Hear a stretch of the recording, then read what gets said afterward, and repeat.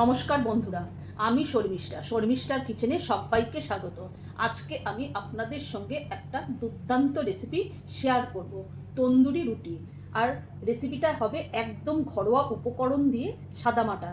আপনারা রেসিপিটা প্রথম থেকে শেষ পর্যন্ত অবশ্যই দেখবেন। চলুন দেখে নিই কীভাবে বানাই, আর এর স্বাদ হবে একেবারে অসাধারণ। আর আপনারা বাড়িতে একবার অবশ্যই এইভাবে বানিয়ে খেয়ে দেখুন। চলুন দেখে নিই। এখানে আমি তন্দুরি রুটির জন্য এখানে আমি আটা নিয়ে নিয়েছি। আমি আটা দিয়েই করছি, আপনারা আটা ময়দা মিক্সড করেও করতে পারেন। আর আমি এখানে 5টার মতো করে নেব, সেই পরিমাণ আমি আটা নিয়ে নিয়েছি। এখানে আমি স্বাদ মতো নুন দিয়ে দেবো, স্বাদ মতো আমি নুন দিয়ে দিলাম। এবার আমি অল্প একটু বেকিং সোডা দিয়ে দেবো, আমি এইটুকুনি বেকিং সোডা দিয়ে দিলাম। আর অল্প একটু সাদা তেল আমি দিয়ে দেবো, একেবারে অল্প করে। এবার আমি হাত দিয়ে মিক্সড করে নেব। এখানে কিন্তু খুব বেশি তেলের দরকার নেই। আমি এটা হাত দিয়ে মিক্সড করে নিচ্ছি। তারপর আমি এখানে 1 বাটি টক দই নিয়েছি, আমি দইটা দিয়ে মেখে নেব ভালোভাবে। এখানে আমি কোনো জল ব্যবহার করব না, আমি অল্প অল্প করে দইটা দিয়ে মেখে নেব।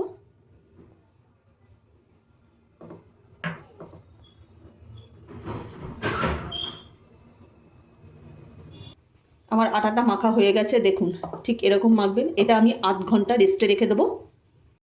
আমি 30 মিনিট পর আবার ফিরে এসেছি। এইটাকে আমি এই আটার যে লেচিটা বানিয়ে নিয়েছি সেটাকে আমি আর একটু মেখে নিচ্ছি। একদম নরম হয়ে গেছে। এবার আমি এর থেকে বড় বড় করে লেচি কেটে নেব। আমি এখানে বড় বড় করে রুটির থেকে একটু বড় সাইজের আমি 5খানা লেচি কেটে নিয়েছি। আর এটা এক্সট্রা হয়েছে, এটা আমি রেখে দেবো। আমি আটা দিয়েই বেলে নেব। আর খুব পাতলা করার কোনো দরকার নেই, একটু মোটা মোটা করে বেলবেন। একদম পাতলা করে বড় করার কোনো দরকার নেই। আমার একটা বেলা হয়ে গেছে, আমি ঠিক এরকম মোটা মোটা করে বেলে নিয়েছি এটাকে। এবার আমি সবগুলো এইভাবেই আমি বেলে নেব। আমি গ্যাসটা ধরিয়ে দিয়ে চাটুটা বসিয়ে দিয়েছি, চাটুটা গরমও হয়ে গেছে। আমি একটা একটা করে চাটুতে ভেজে নেব। আপনারা এইভাবে একবার বাড়িতে বানিয়ে খেয়ে দেখবেন, একদম খারাপ লাগে না, অসাধারণ হয়। চাটুতে করলেও খুব ভালো হয় খেতে। আপনারা একবার অবশ্যই এইভাবে বাড়িতে বানিয়ে খেয়ে দেখুন। এবার আমি খুন্তি দিয়ে দুদিকে চেপে চেপে আমি ভেজে নেব। দেখবেন কত সুন্দর ফুলে যাবে।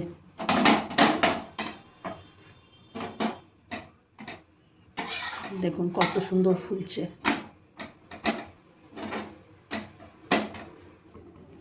আমি দুদিকেই এইভাবে আমি খুন্তি দিয়ে চেপে চেপে ভেজে নেব। দেখুন কত সুন্দর হচ্ছে, আবার এটা ফুলেও যাচ্ছে।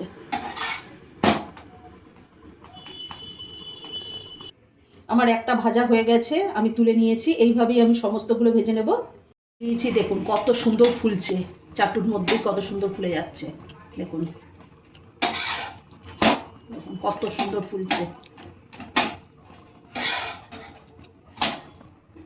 দেখুন কত সুন্দর ফুলছে।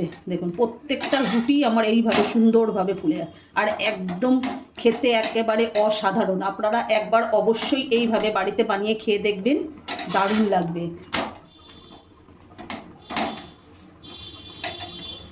আমার সমস্ত তন্দুরি রুটি একেবারে রেডি। আর আপনাদের হাতে যদি বেশি সময় থাকে, আপনারা 4-5 ঘন্টা যদি আটাটা মাখার পর রেখে দেন, তাহলে তো আর কথাই নেই, ওর স্বাদ আরও ভালো হবে।